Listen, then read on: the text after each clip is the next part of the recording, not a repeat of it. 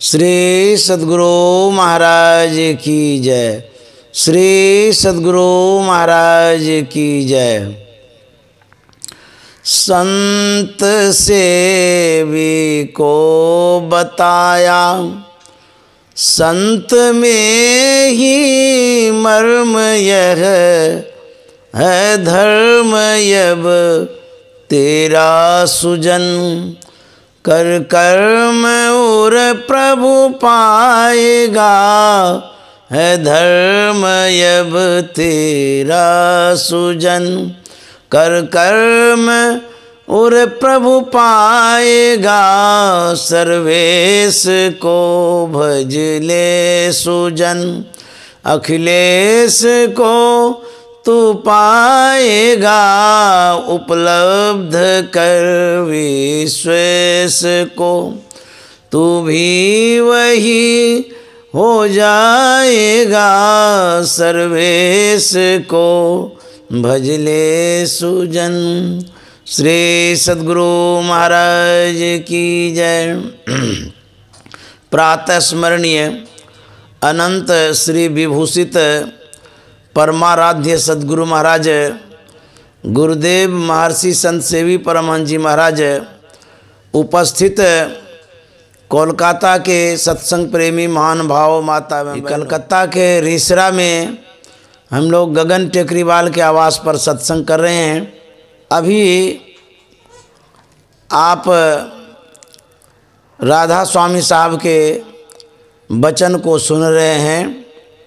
क्या सोवे जग में नींद भरी, उठ जागो जल्दी भोर भई। क्या सोवे जग में नींद भरी। व्यक्ति विविध तरह से सोता है। इधर थोड़ा आ जाइए आप, सामने आगे पीछे हो। सोने का बहुत कारण भी होता है। बहुत तरह से लोग सोता है।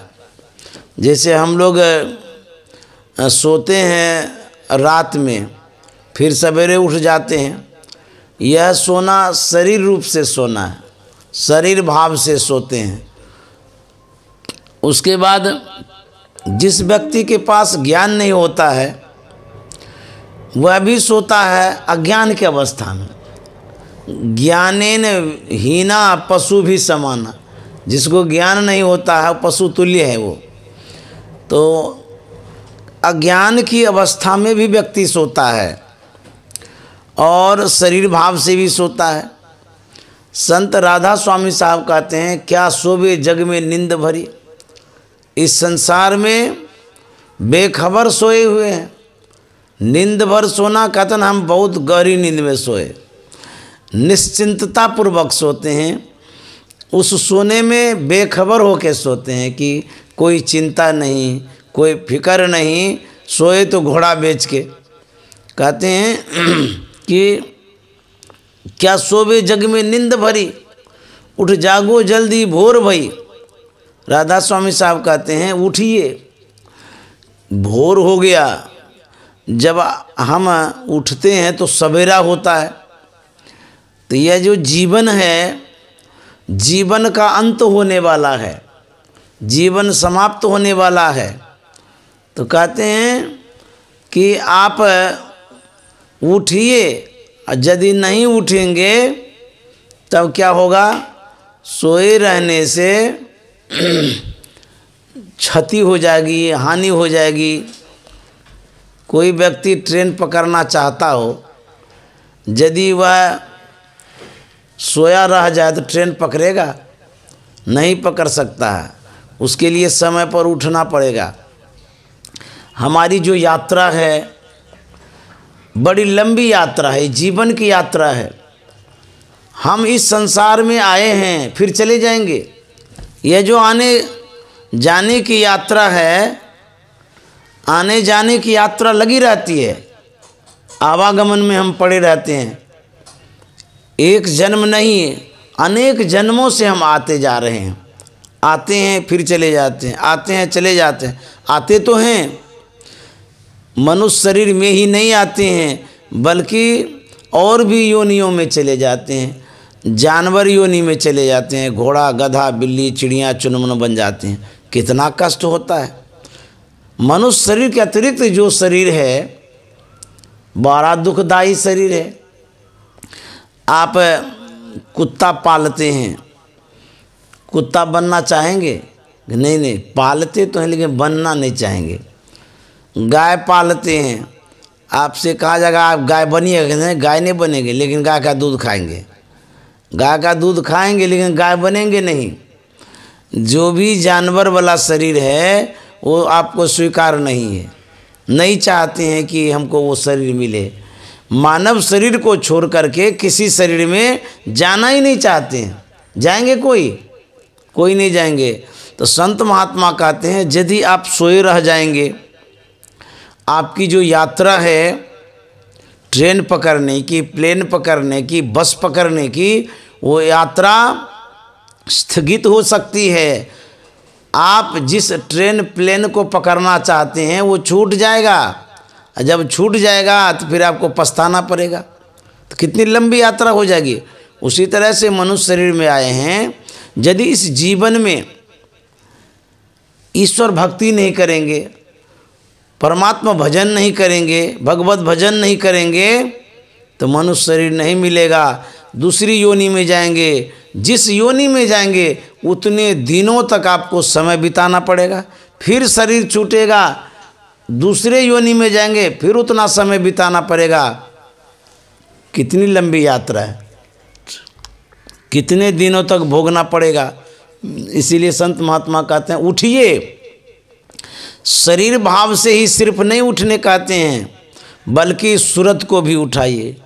मेरी सूरत सुहागिनी जागरी, क्या तुम सोवत मोह निंद में, उठ के भजनिया में लागरी। मेरी सूरत सुहागिनी जागरी। कहते हैं हे सूरत उठो जगो। व्यक्ति को जगने के लिए कहा जाता है। यदि आप जगेंगे नहीं तब तक आपको किसी वस्तु की पहचान भी नहीं होगी, परख भी नहीं होगी, और आप प्रस्थान भी नहीं कर सकते हैं। जिस किसी भी पूजा को आप करते हैं, चाहे वो गायत्री मंत्र जपते हैं या हनुमान जी की पूजा करते हैं, किसी की भी पूजा करते हैं, जब तक आप जगेंगे नहीं तब तक सही पूजा की पकड़ भी नहीं होगी। हम लोग सबके सब सोए हुए अज्ञान अवस्था में, मोह निशा सब सोबनिहारा, देखिए सपन अनेक प्रकारा। मोह कहता अज्ञानता को, अज्ञानता की रात्रि में सबके सब सोए हुए हैं।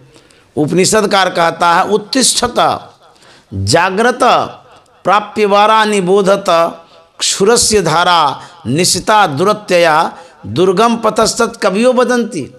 अरे अविद्याग्रस्त लोगों उठो, अज्ञान की निद्रा से उठो और ज्ञान की ओर बढ़ो। अभी हम लोग सब सोए हुए, विषय में सोए हैं, बाह्य दृष्टि से सोए हैं, शरीर भाव से सोए हैं।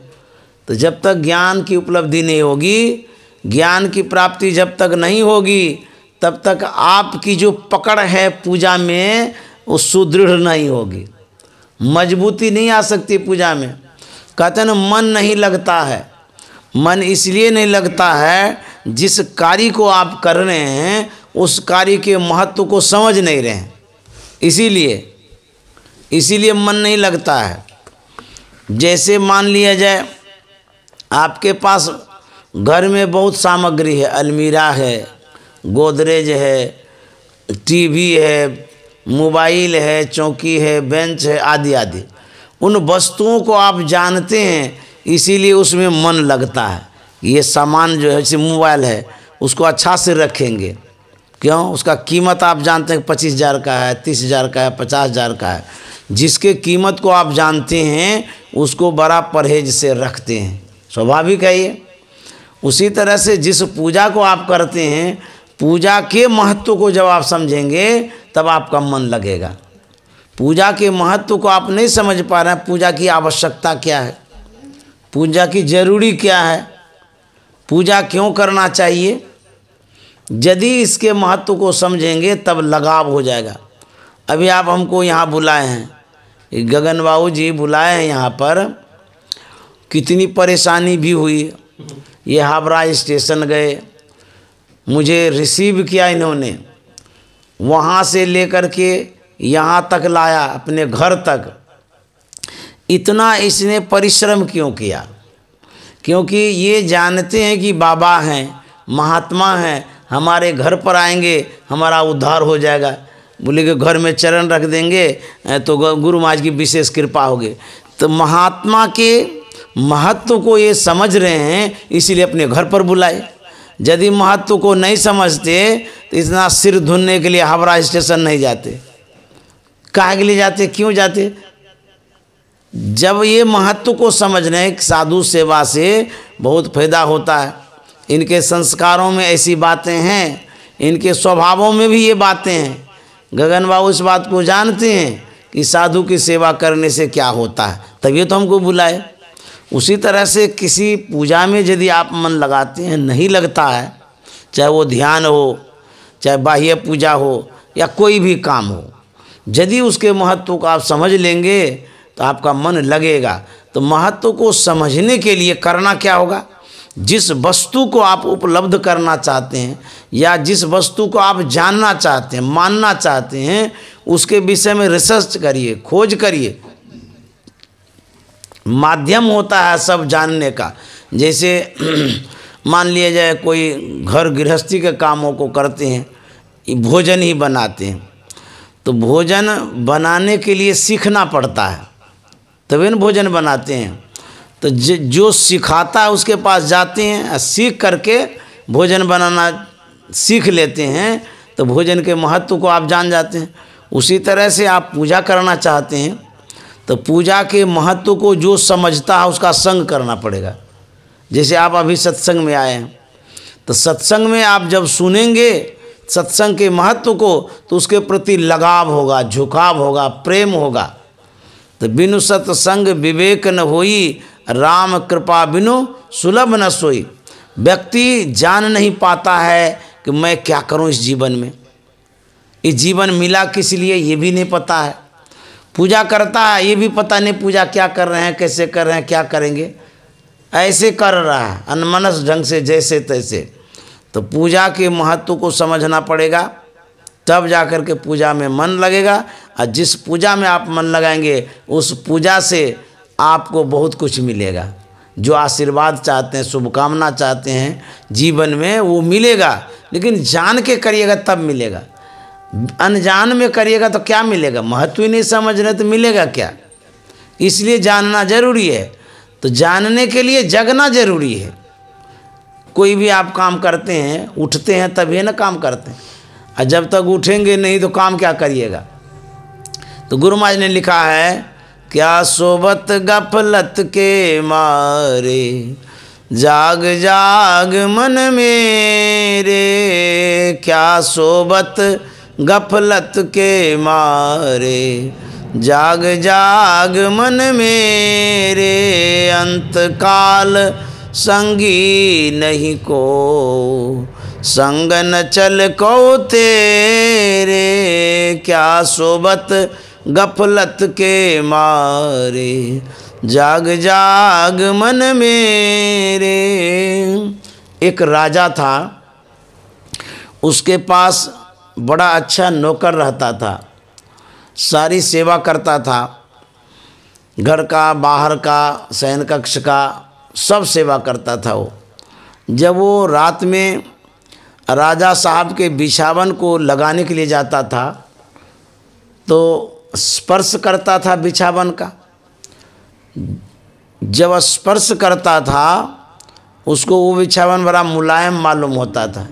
राजा का बिछावन कहना ही क्या है, उसके मन में होता था कि कितनी मुलायम सैया है, इस पर राजा साहब सोते होंगे कितना अच्छा लगता होगा। लेकिन वो तो सोच ही सकता है, नौकर आदमी सो तो नहीं सकता है।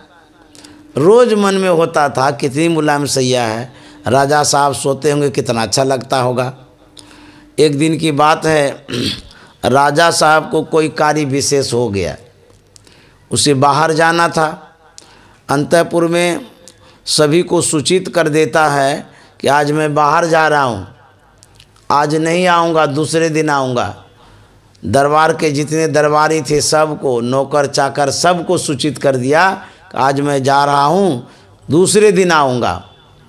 जो राजा साहब कह के चले गए, वो नौकर जो था उसको सूझा कि आज मौका है, राजा साहब तो चले गए हैं।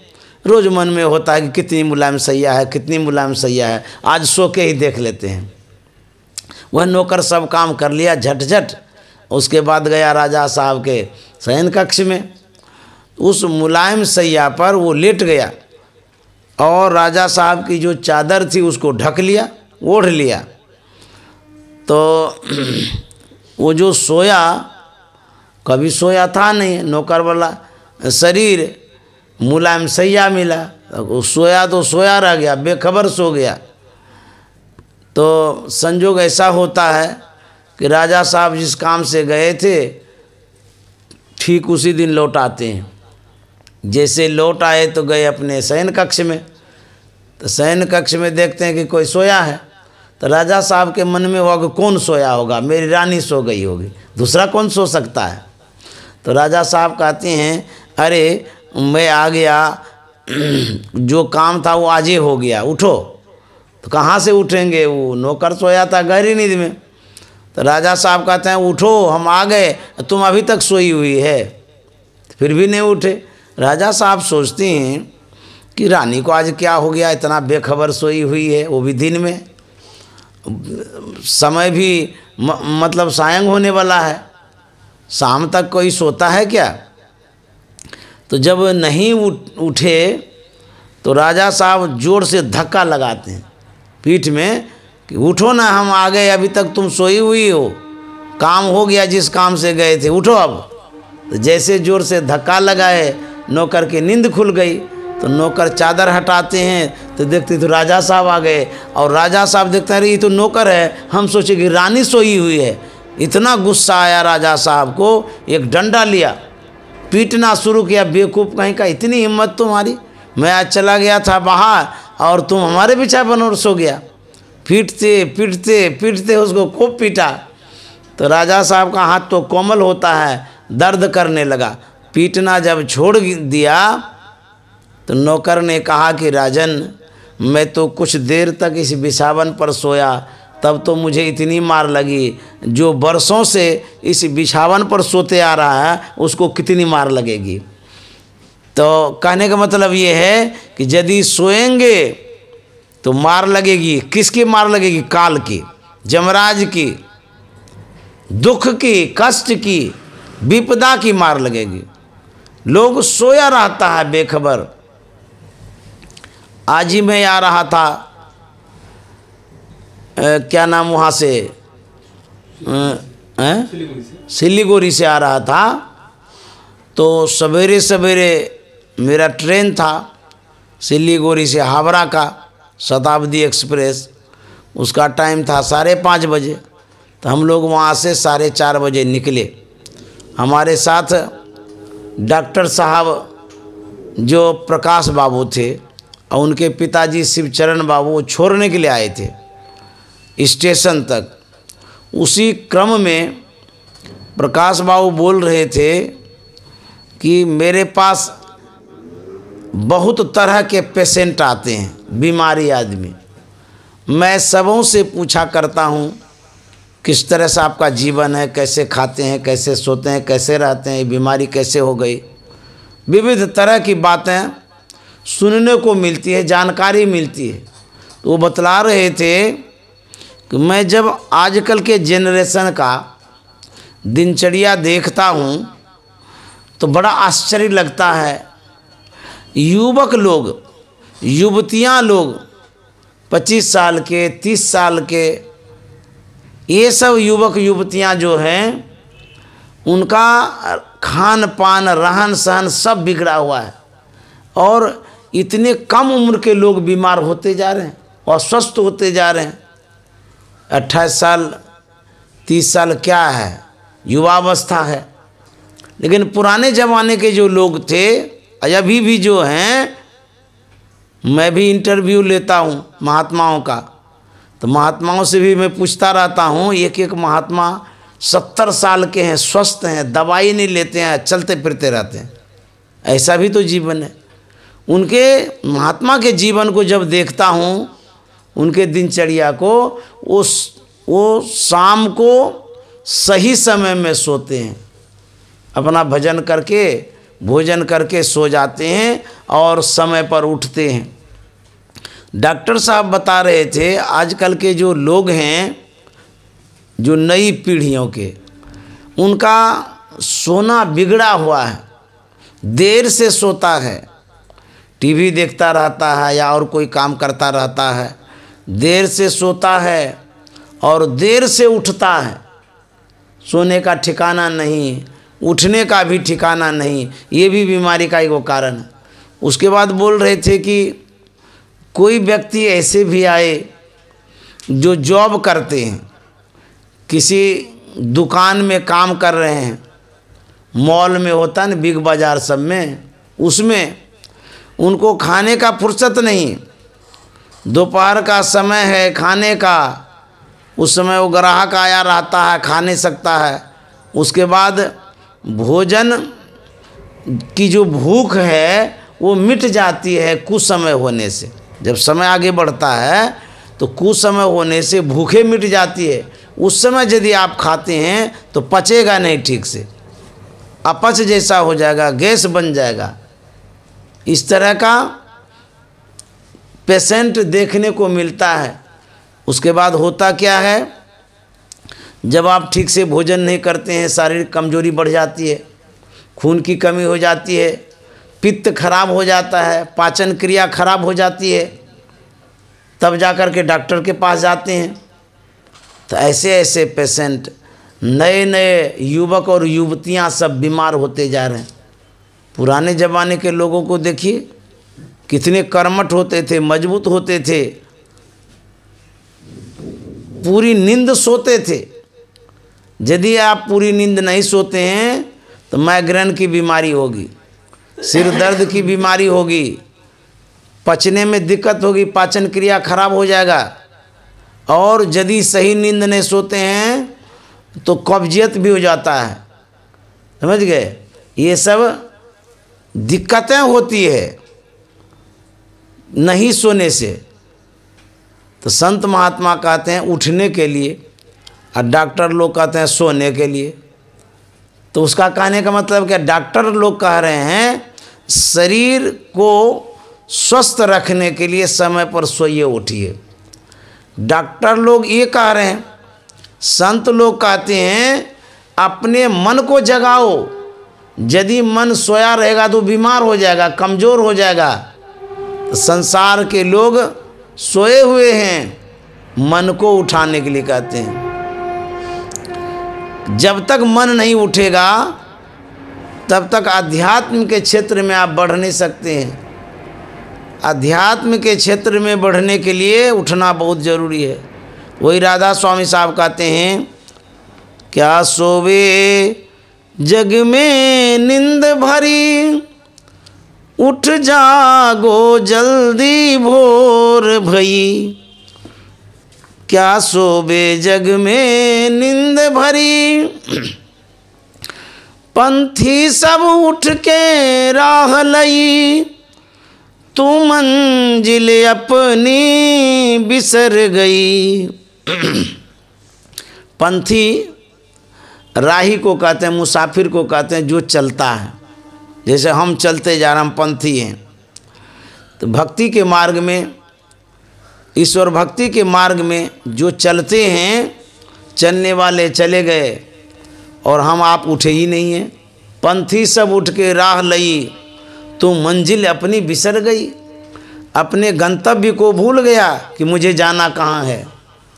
कोई व्यक्ति सोया रहेगा तो भूलवे करेगा। एक कहानी मैंने पढ़ी थी कछवा और खड़ा की। वो कहानी इस तरह की थी, कछवा और खड़ा में होड़ लग गया, बाजी लग गई कि फलाने जगह जाना है, जो पहले पहुंचेगा उसकी जीत होगी।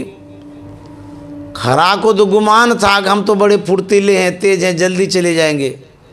और कछवा के मन में होता था जाएंगे तो जरूर, लेकिन हमारी उतनी गति तो है नहीं।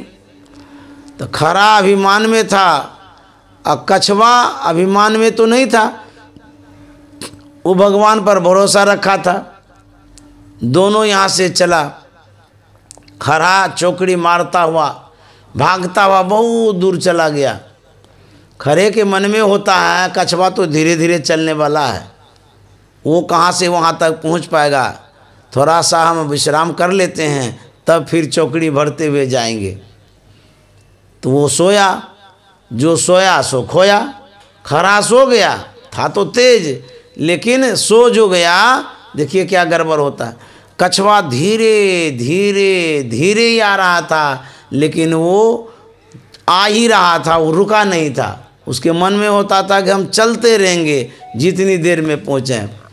चलते चलते कछवा वहाँ तक पहुँचा जहाँ खरा सोया था। धीरे पाँव आगे बढ़ता है, बढ़ते बढ़ते खड़ा जब तक सोया था तब तक में कछवा गंतव्य तक पहुँच गया। पहले से वहाँ पहुँच करके बैठा था। खड़ा चौकड़ी बढ़ते हुए भागते हुए जाता है, जैसे वहाँ पहुँचता देखता कछवा पहले से बैठा है। तो खरे की हार हो गई और कछुए की जीत हो गई। तो मेरे कहने का मतलब ये है, धीरे धीरे रे मना, धीरे सब कुछ होए। कहते हैं धीरे धीरे चलिए। यदि आप धीरे से काम करेंगे तो जरूर पहुंचेंगे, और तेजी से कर रहे हैं लेकिन उसमें कहीं गति मंद हो गई तो फिर आप पहुंच नहीं पाएंगे। तो कारज धीरे होते हैं काये होत अधीर, समय पाए तरवर फले केतक सिंचो नीर। धीरे धीरे यदि करेंगे तो पार होंगे। और कोई व्यक्ति खूब तेज है, करता है फिर छोड़ देता है, छोड़ने के बाद भक्ति के मार्ग में वो बिछुड़ जाता है। इसलिए कहता है पंथी सब उठ के राह लई, और तू मंजिल अपनी बिसर गई। सतगुरु की खोज करो प्यारी, सतगुरु की खोज करो प्यारी, संग उनके बाट चलो न्यारी। भव सागर है गहरा भारी, गुरु बिन को जाय सके तारी। राधा स्वामी साहब कहते हैं सतगुरु की खोज करो प्यारी। इसकी क्या आवश्यकता है? सतगुरु जो होते हैं वो बताते हैं भेद, रास्ता, पूजा करने का तरीका। अपने मन से करेंगे, मनमुखी होकर के करेंगे, पूजा में पूर्णता की प्राप्ति नहीं होगी। सद्गुरु के अनुसार करेंगे, जो गुरु बतला देंगे उस तरह से यदि करिएगा पूर्णता की प्राप्ति होगी और पूजा भक्ति पूरी होगी। इसलिए कहते सतगुरु की खोज करो प्यारी, और कहते हैं संग उनके बाट चलो न्यारी। बाट मन रास्ता, सदगुरु के संग में चलो, उनके रास्ते पर चलो। गुरु सीढ़ी ते उतरे, शब्द बिहू ना होए, ताको काल घसीटियों राख सके नहीं कोई। गुरु की जो सीढ़ी होती है, जिससे जैसे मकान पर चढ़ते हैं, सीढ़ी से चढ़ते हैं, मकान के ऊपर छत पर चढ़ने के लिए सीढ़ी होती है, उसी तरह से गुरु की भी सीढ़ी होती है। और गुरु की सीढ़ी शब्द की होती है, कोई लोहे की नहीं होती, लकड़ी की नहीं होती है, सीमेंट की सीढ़ी नहीं होती है। गुरु की सीढ़ी होती है शब्द की। कहते हैं गुरु सीढ़ी ते उतरे, जो गुरु के सीढ़ी से, गुरु के रास्ते से उतर जाता है, तब कहते हैं ताको काल घसीटिए राख सके नहीं कोई। उसको काल घसीटता है, उसको कोई नहीं बचाने वाला है।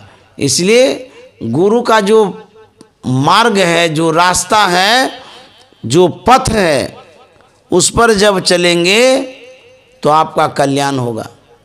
हम लोग दीक्षा लेते हैं, कोई कोई इसी को नाम भजन भी बोलते हैं, कोई कोई इसी को नाम भेद भी बोलते हैं। इसी को बहुत तरह से बोला जाता है। कोई कोई गुरुमुखी होते हैं, भजन भेद लेने से गुरुमुखी हो गए। नामदान भी इसको बोला जाता है, दीक्षा जो लेते हैं।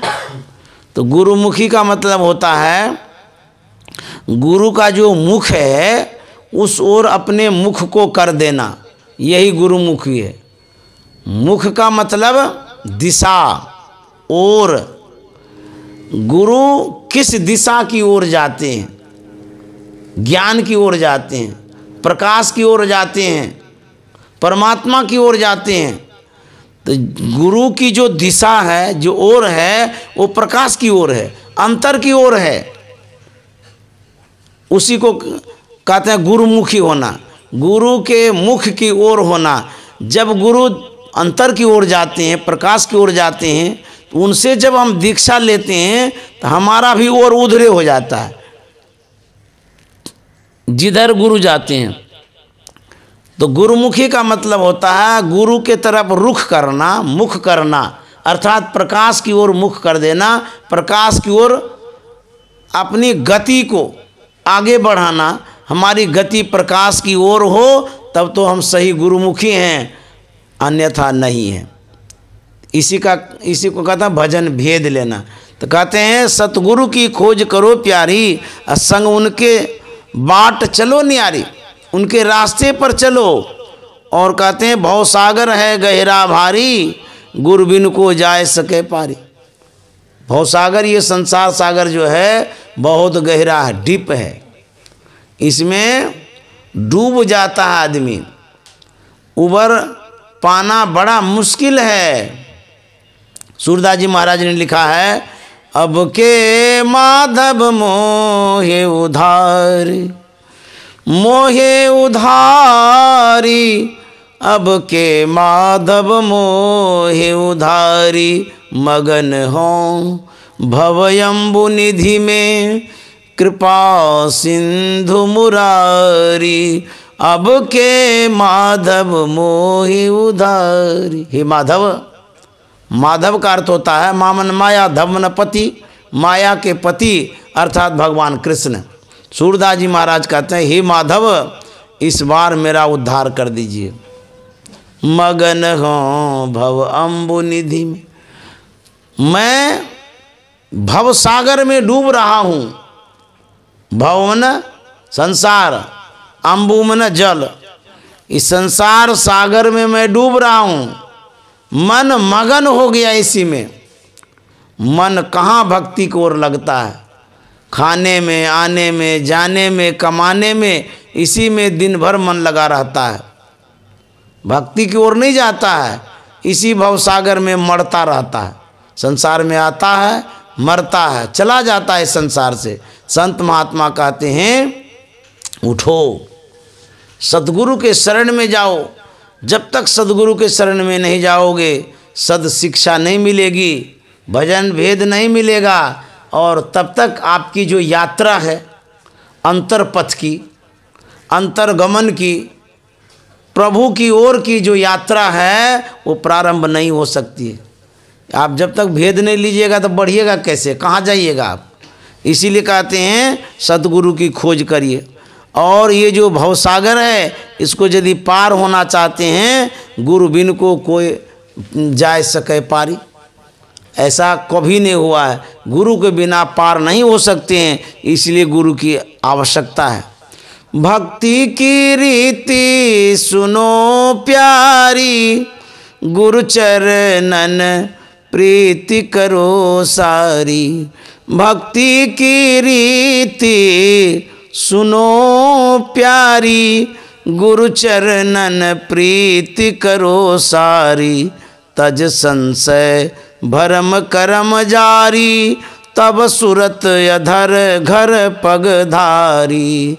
तज संशय भरम करम जारी, तब सुरत अधर घर पगधारी। क्या सोवे जग में निंद भरी, उठ जागो जल्दी भोर भई। कहते हैं भक्ति की रीति सुनो प्यारी। भक्ति की जो रीति, रीति में ना रिवाज, प्रचलन, विधि, विधान, जो आप पूजा करते हैं उसका भी तो विधान होता है। छठ की पूजा करते हैं, दीपावली की पूजा करते हैं, लक्ष्मी की पूजा करते हैं, किसी भी पूजा की अपनी पद्धति होती है। उसी तरह से परमात्मा भक्ति की जो रीति है, रिवाज है, उसको सुनना समझना बहुत ज़रूरी है। जब हम भगवान की पूजा करते हैं तो विविध तरह से करते हैं, तो उसी तरह से ईश्वर की भक्ति करना चाहते, उसकी भी रीति है, रिवाज है। क्या रीति है? संत महात्मा बतलाते हैं, जब दीक्षा लीजिएगा उस समय बतलाया जाता है कि पहले मानस जप करिए, फिर मानस ध्यान करिए, उसके बाद दृष्टियों की क्रिया करिए, नादानुसंधान करिए। और भी संयम बतलाते हैं, शुद्ध आहार लीजिए, समय पर साधना करिए, झूठ, चोरी, नशा, हिंसा, व्यभिचार, इन पंच पापों से बचिए, सत्संग नित और ध्यान नित। ये सब रीति है, रिवाज है, भक्ति के लिए ये जरूरी है। जब तक आप इस तरह का संयम नहीं करेंगे भक्ति के रास्ते पर नहीं जा सकते हैं। इसलिए कहते हैं भक्ति की रीति सुनो प्यारी।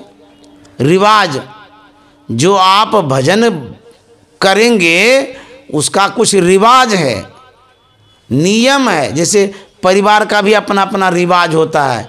कहते हैं ना, बहू को सिखाते हैं कि बहू सवेरे उठो, झाड़ू लगाओ, घर आसन बासन ठीक करो, पूजा करो भगवान का। ये आपके घर की रीति है। आप बता रहे थे ना कि सासू माँ सब करती थी, बताती थी, उसी के अनुसार हम करते हैं। तो जो जिसके रीति को अपनाता है उसी के अनुसार काम करता है। संत महात्मा की जो रीति है, रिवाज है ईश्वर भक्ति की, उसको यदि आप अपनाएंगे तो मोक्ष और मुक्ति मिलेगी, सुख मिलेगा। तो राधा स्वामी साहब कहते हैं भक्ति की रीति सुनो प्यारी। जब तक रीति नियम कानून नहीं जानेंगे भक्ति से लाभ नहीं पा सकेंगे, नहीं मिलेगा। इसीलिए इसको जानना किससे? गुरु से जानना बहुत ज़रूरी है। जब जानेंगे तब भक्ति के मार्ग में प्रवेश करेंगे। भक्ति की रीति सुनो प्यारी, गुरु चरणन प्रीति करो सारी। तो कहते हैं गुरु के चरण में प्रेम करना बहुत ज़रूरी है। जब तक आपको गुरु के प्रति प्रेम नहीं होगा तो उसके बाद कुछ मिल भी नहीं सकता है। गुरु से प्रेम करना बहुत ज़रूरी है, क्योंकि आप कुछ पाना चाहते हैं वो प्रेम से ही मिलेगा। गुरु महाराज ने लिखा है, गुरु हरि चरण में प्रीति हो, युग काल क्या करे, कछुए की दृष्टि हो, जंजाल क्या करे, गुरु हरि चरण में प्रीति हो। कहते हैं गुरु के चरण में प्रेम करना होगा, तब जाकर के वो उपलब्धि होगी। जब तक प्रेम नहीं होगा तब तक कुछ नहीं पा सकते हैं। इसलिए कहते हैं गुरु चरण प्रीति करो सारी, तज संशय भरम कर्म जारी, तब सुरत अधर घर पग धारी। कहते हैं तज संशय, मन में जो भ्रम है उसको दूर करना पड़ेगा, विश्वास रखना पड़ेगा। बिनु विश्वास भगति नहीं, तहि बिनु द्रवहीन राम, राम कृपा बिनु जीव, स्वप्नों लय विश्राम। विश्वास की बड़ी आवश्यकता है। सच्चे सदगुरु पर विश्वास रखना पड़ेगा, और जब तक विश्वास नहीं करेंगे कुछ नहीं मिलेगा। इसलिए विश्वास की आवश्यकता है। और कहते हैं कि तज संशय भरम कर्म जारी, तब सुरत अधर घर पग धारी। राधा स्वामी साहब कहते हैं तब सुरत अधर, अधर मन आज्ञा चक्र, बीच वाला स्थान। कहते हैं सुरत को आज्ञा चक्र में लगाओ, धरो। वहाँ पर जब लगाओगे यहीं से भक्ति प्रारंभ होगी, जो अंतर की भक्ति है, आज्ञा चक्र की जो भक्ति है। तो कहता तब सुरत अधर घर पग धारी, परमात्मा घर में यदि पैर रखना चाहते हैं तो आज्ञा चक्र में जब सूरत को लगाएंगे तो वही परमात्मा के घर में पैर रखना है, नहीं तो बाहरे में पैर है। उसके बाद राधा स्वामी साहब कहते चढ़ गगन शिखर तन मनवारी धुन बीन सुनो सतपद न्यारी। गगन मन अंतर आकाश, चढ़ गगन शिखर तन मनवारी। गगन के शिखर पर चढ़िए, ऊंचाई पर चढ़िए, मन को समर्पित करके चढ़िए। कहते हैं तज चढ़ गगन शिखर मन तन वारी। तन मन को समर्पित जब करेंगे तभी उस रास्ते पर चढ़ सकते हैं। और धुन बीन सुनो सतपद न्यारी, जब मन और दृष्टि को अंतर में टिकाएंगे, अंतर में शब्दानुभूति होगी, शब्द का अनुभव होगा, शब्द भी सुनाई देगा। उसके बाद कहते हैं फिर अलख अगम जा परसारी राधा स्वामी चरण पर बलिहारी। तब अंतर में जो अलख परमात्मा है, अगम परमात्मा है, उसको पकड़ेंगे, प्राप्त करेंगे। और राधा स्वामी साहब कहते हैं राधा स्वामी चरण पर बलिहारी। कहते हैं इस संत सदगुरु की ये बलिहारी है, उनके शरण में जाने से वो परमात्मा भक्ति की ओर आपको प्रेरित करेंगे और पकड़ाएंगे। इससे क्या होगा, आवागमन से छूट जाएंगे।